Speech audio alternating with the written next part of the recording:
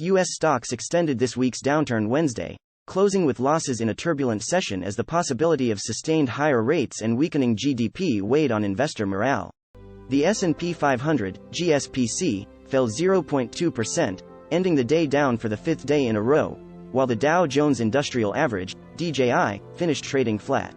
The Nasdaq Composite, IXIC, which is heavily weighted toward technology, fell 0.5%. In commodity markets, oil continued to fall, closing around $72 per barrel after falling almost 10% this week to its lowest level since January. Fears are growing that economies are in for a rough time ahead as feverish inflation and the bitter interest rate medicine being used to bring it down take effect, Hargreaves Lansdown senior investment and markets analyst Susanna Streeter wrote in a morning note, citing recession warnings from U.S. bank bosses as well as gloomy trade data from China. Despite today's relaxation of restrictions, it is evident that China's COVID nightmare is far from over. A chorus of pessimistic words from Wall Street leaders on Tuesday weighed on already sagging confidence this week, as several expressed concern about the impact of inflation and high interest rates on U.S. consumers. J.P. Morgan CEO Jamie Dimon said rising costs were eroding the $1.5 trillion in excess savings in Americans' bank accounts, and that the diminishing disposable cash may derail the economy and trigger this moderate or hard recession that people are worrying about. Bank of America CEO Brian Moynihan reiterated a similar message, adding that while customers continue to spend money, the pace is slowing. Meanwhile, Goldman Sachs GS CEO David Solomon predicted that equities would fall in 2023, with a 35% chance of a soft landing, a view that contradicts that of his investment bank's in-house economists, who predict that the United States will narrowly avoid a recession next year. There's a very real risk that we'll have some form of recession, Solomon said in an interview at the Wall Street Journal's CEO Council Summit on Wednesday afternoon.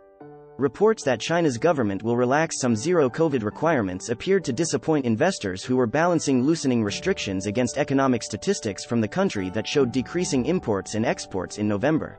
In the United States, Campbell's Soup, CPB, surged about 6% as the canned goods manufacturer posted earnings that above Wall Street expectations and raised its full-year outlook.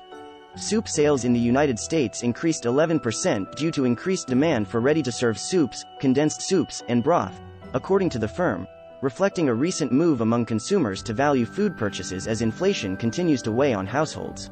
Apple, AAPL, shares fell 1.4% after Bloomberg News reported that the iPhone manufacturer scaled back ambitious self-driving plans for its future electric vehicle and pushed out the car's release date to 2026.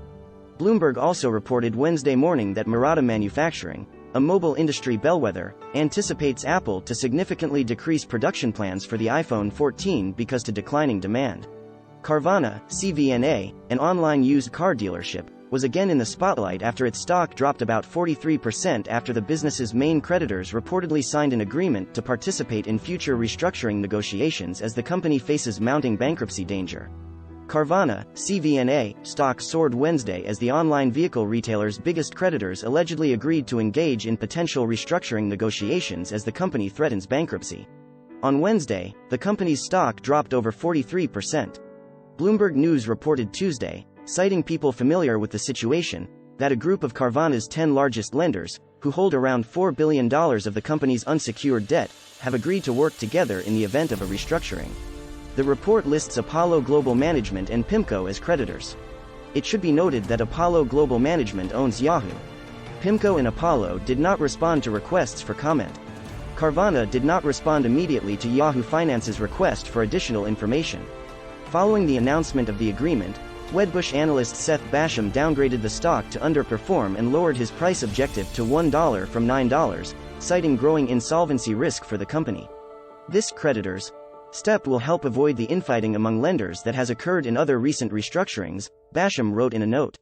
We believe these developments point to a higher likelihood of debt restructuring, which could render the equity worthless in the event of bankruptcy. Basham also called Carvana's May acquisition of Adesis's physical auction business a ill-timed transaction that has an albatross around its neck, not only adding $336 million in incremental annual interest expense due but also saddling the company with additional reconditioning capacity that it does not need. Carvana's stock price fell below $4 on Wednesday, marking the first time the company's stock price has dipped below $5 since it went public in 2017. Carvana's stock has dropped by more than 98% year to date. Wedbush's downgrade comes after a slew of Wall Street analysts have cut their ratings on the stock in recent months. Bank of America downgraded Carvana to neutral last month due to liquidity and cash burn concerns. We now believe that, absent a cash infusion, Carvana will run out of cash by the end of 2023, said Nat Schindler and Vincent Huebner of B of A in a November 30 note. Earlier this month, Morgan Stanley analysts predicted that shares might be worth $1 per share due to a deterioration in the company's fundamentals. As the Federal Reserve's final rate-setting meeting of the year approaches, investors are looking forward to more economic data.